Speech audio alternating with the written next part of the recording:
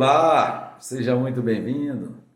Meu nome é Maurício Tissumba e esse é mais um episódio do Link de Mestre, programa do Circuito em Casa, que mostra mestres e aprendizes de diferentes ofícios, pessoas que unem o saber com a prática. Hoje nós vamos conhecer mais um mestre que chega carregado de saber ancestral. Esse é um trabalho importantíssimo feito com cuidado social e ecológico. E quem vai mostrar esse lindo trabalho para a gente é o mestre Lúcio Ventania e Márcia, lá do bairro São Geraldo. Vamos ver? Eu aprendi não apenas a manusear o bambu, mas eu aprendi com o Lúcio muita coisa. A serenidade, a organização que ele tem. Ele é uma pessoa extremamente organizada, sabe? É uma pessoa, assim, determinada, focada. E ele tem uma filosofia de vida ligada a elementos da natureza, sabe? Oi, eu sou Lúcio Ventania, sou artesão bambuzeiro e educador. Eu venho trabalhando já há várias décadas com bambu e procuro não trabalhar apenas dentro do aspecto técnico e estético, mas trazer na arte da bambuzeria um trabalho que favoreça o ser humano no sentido de possibilitar a ele uma economia autônoma. E a conquista dessa autonomia autônoma lhe possibilitar o conforto físico, material e moral que ele necessita para se estar bem no mundo. Meu nome é Márcia Gomes Vilela Eiras, de nascimento. Brandão de Oliveira, de casamento. Eu nasci em Sorocaba, São Paulo. Fui criada em Ubá, Minas Gerais, e me mudei para Belo Horizonte em 66. Fiz o curso de Direito na Universidade Federal. Fui advogada da antiga Companhia Telefônica de Minas Gerais durante 23 anos e,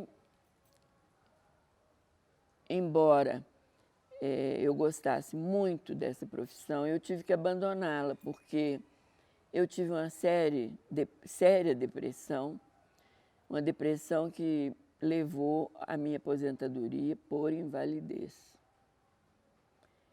E eu cheguei a ser internada no Hospital Santa Maria, cheguei a tomar eletrochoque e, em razão desse tratamento, eu esqueci tudo o que eu sabia. De repente, eu me senti uma cenoura, um vegetal. Eu não tinha vontade para nada, fiquei extremamente desarvorada porque eu perdi o meu chão. Eu gostava da profissão que eu exercia, mas eu perdi toda a minha memória após os tais eletrochoques. A arte do bambu é muito interessante porque o bambu é uma matéria-prima muito generosa, é um material vivo, é um material belíssimo que tem muita flexibilidade e, ao mesmo tempo, proporciona ao bem confeccionado uma durabilidade de décadas. Afora isso, o bambu ele permite a confecção de uma diversidade de produtos que vão desde um lápis, uma caneta, um estojo, cadeira, mesa, passando por tudo da movelaria, até outros adereços da casa, como porta, janela, até a própria casa, as paredes, o telhado, o piso e uma gama de outras coisas que ainda nem inventadas foram. Ou seja, o bambu é uma planta especial para os dias de hoje, para os dias de amanhã e vem presente na história de desenvolvimento da humanidade há muitos e muitos séculos. Cada pessoa que inicia na arte do bambu e se torna bambuzeira, torna-se bambuzeiro, começa a participar de um universo sagrado. Os chineses antigos acreditavam que o espaço oco que tem entre um nó e outro do bambu era um compartimento de pureza, onde os seres elementais de outras dimensões que vinham na Terra desenvolver trabalhos de harmonização ficavam hospedados dentro do oco do bambu. Por isso, o bambu considerado uma planta sagrada. Então a bambuzeira, o bambuzeiro, o jovem ou a pessoa de mais idade que começa a trabalhar com bambu, está começando a trabalhar dentro do universo do sagrado. Fui fazer um tratamento com psiquiatra, faço até hoje, eu tomo medicamentos ainda, porém, eu comecei a me tratar pela medicina natural também e fui fazer acupuntura com o professor Paulo Noleto, que é uma grande autoridade em acupuntura. E acabei indo à China, fiz um curso de acupuntura também, e aí eu fui criando uma nova memória, porque aquela memória anterior minha foi praticamente perdida durante muitos anos. E eu tive a oportunidade de ir a museus e de conhecer o trabalho que o oriental faz com o bambu. Eu cheguei a ver um trem, uma máquina de trem, passando num desfiladeiro, onde os trilhos estavam apoiados em bambus. Eu cheguei a ver construções feitas em bambu e muitas esculturas feitas com raiz de bambu e panelas de bambu, utensílios de diversas naturezas. Os andaimes em Hong Kong, onde eu estive também, eram todos feitos de bambu, enquanto os nossos aqui eram feitos de metal. E voltei assim fascinada, falei, poxa, por que o Brasil, que tem tanto bambu, não aproveita esse bambu? Será que nós não despertamos para isso? Eu quero conhecer alguém aqui no Brasil que tenha algum conhecimento sobre bambu. E comecei a procurar, pesquisar. Na época era difícil de pesquisar, porque nós não tínhamos internet, né, não tínhamos o Google. E perguntando, eu cheguei a encontrar uma referência sobre o Lúcio Ventania, que já tinha, nesse momento, um grande trabalho desenvolvido com bambu. E fui até o ateliê dele, que era na Rua Guajajaras, ali perto do fórum, e comecei a fazer um curso com ele. O certo é que depois desse curso com o Lúcio, a minha vida mudou. Eu passei a ter interesse por isso. Então, eu esqueci toda a minha vida passada, que já estava perdida mesmo, porque eu tive esse problema sério aí de memória, e passei a mexer com artesanato e bambu. Aí eu já não sentia tristeza, não sentia depressão, passei a amar a natureza, comecei a ensinar o que eu aprendi com ele, e sempre que eu me sentia mal, eu ia procurar queimar um bambu. Queimar é força de expressão, né? Limpar o bambu, dar um trato a ele. Porque o bambu agradece demais tudo que a gente faz a ele. Quem foi meu mestre? Meu mestre foi o bambu. Mas as pessoas que me iniciaram foi o mestre Lu e o artesão Tião, que me ensinou a tratar com fogo, bambu, a fazer o temperamento de fibras com água e fogo, né? E outro mestre que eu tenho, que me ensina muito, não só sobre o bambu, mas sobre a vida, sobre todas as coisas, são os meus próprios alunos, são os aprendizes que me procuram. Esses aí, na verdade, são meus grandes mestres, porque à medida que você vai ensinando, você vai aprendendo. À medida que você vai respeitando, você vai sendo respeitado. E à medida que você vai gostando de um aluno vai gostando de você. E aí o bambu vai gostando dessa relação do que ensina e do que aprende, tudo vira uma coisa só.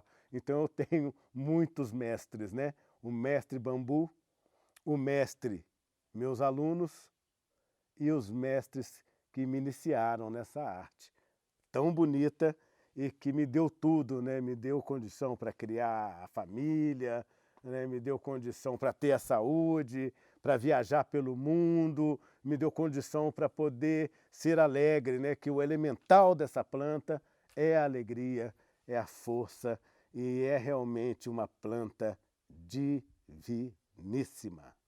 As pessoas perguntam assim, mas o que é ser mestre bambuzeiro, né?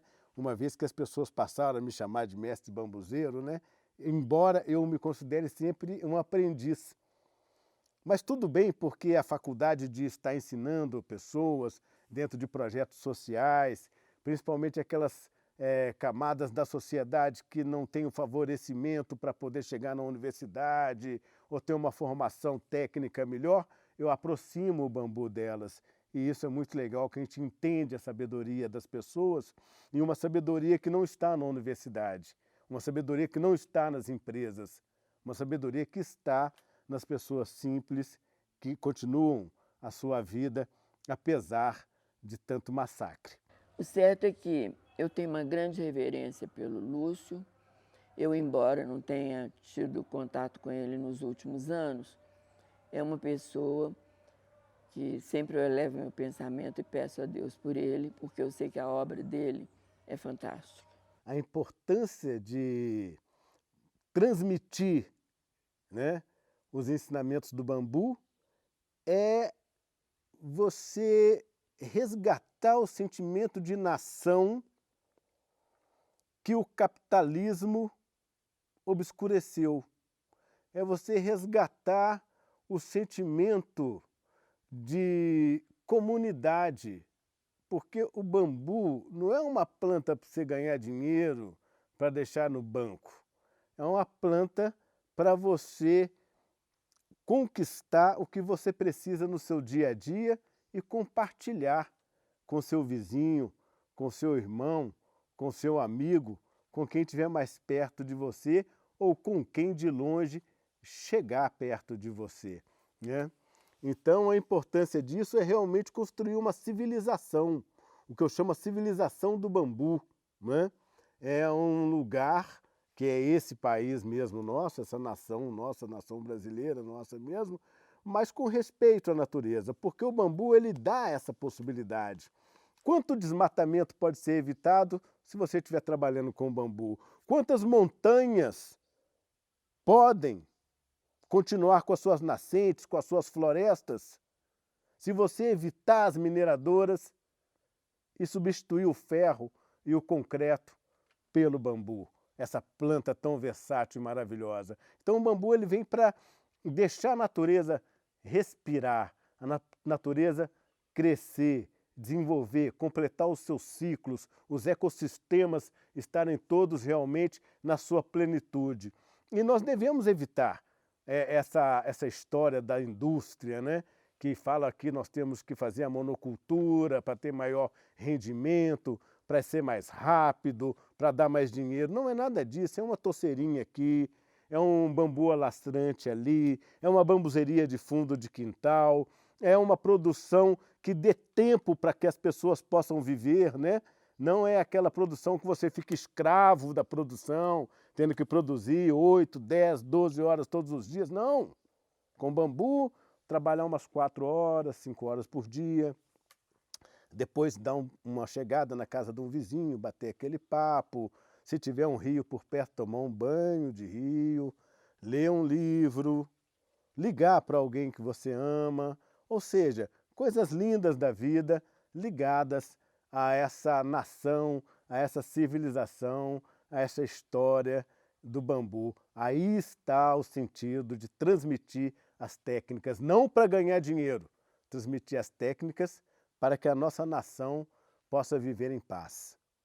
O ensinamento é uma coisa assim, atávica, né? Ninguém aprende nada sozinho. Ninguém cria nada sozinho. A coisa é sucessiva, é uma construção que vem vindo através das gerações.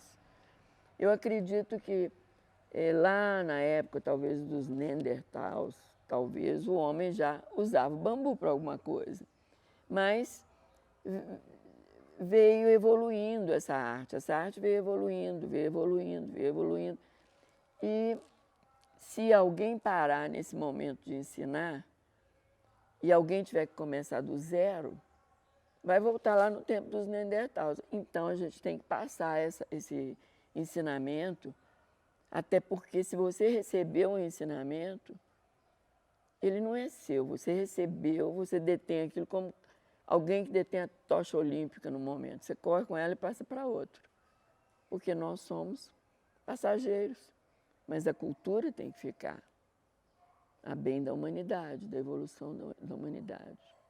A Márcia fez curso comigo há muitos anos, é uma pessoa muito doce, de uma esperança imensa e de um desejo de aprender, de apreender novas técnicas que dão sentido à vida e que dão sentido ao mundo. Então a Márcia, para mim, é uma pessoa maravilhosa. Eu mando para ela aqui um beijo e um abraço. Eu gostaria que ela estivesse aqui hoje, no Centro de Referência do Bambu, para a gente poder reviver, né, os momentos que ela esteve comigo no ateliê. Um beijo, Márcia, um abraço, obrigado pela essa parceria que nós tivemos juntos. Lúcio, eu não tenho te visto ultimamente, mas você pode ter certeza. Eu penso em você quase todos os dias, sempre com um pensamento de gratidão, sempre pedindo ao universo que te faça crescer cada vez mais, porque você merece isso. E é com muito amor que eu te digo isso, sabe? Muito obrigada por você existir. Muito obrigada, Deus, por existirem pessoas como o Lúcio. E o nome dele até diz alguma coisa, né? Lúcio é um nome que vem de luz, né? Isso aí, Lúcio, um grande abraço para você. Minha eterna amizade. Márcia e Lúcio Ventania trouxeram esses saberes para que a gente conheça e possa ter uma outra visão do que é o bambu. E vimos também que essa planta pode ser uma grande fonte de renda para todos nós. Valeu, Lúcio! Valeu, Márcia! Muito obrigado a você que assistiu. E quero dizer que a programação do Circuito em Casa segue com muitas outras atrações. Fique ligado, viu? E se puder, sempre que puder, fique em casa.